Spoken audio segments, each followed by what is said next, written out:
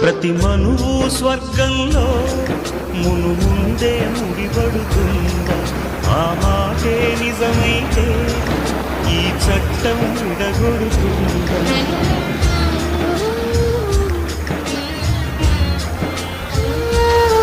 నీ రాతకు ఇంత సత్యం ఉందో చూచువు బ్రహ్మయ్యా, నీ సాక్ష్యం ఎంత విలువైందో ఓ అగ్ని చూడయ్యా.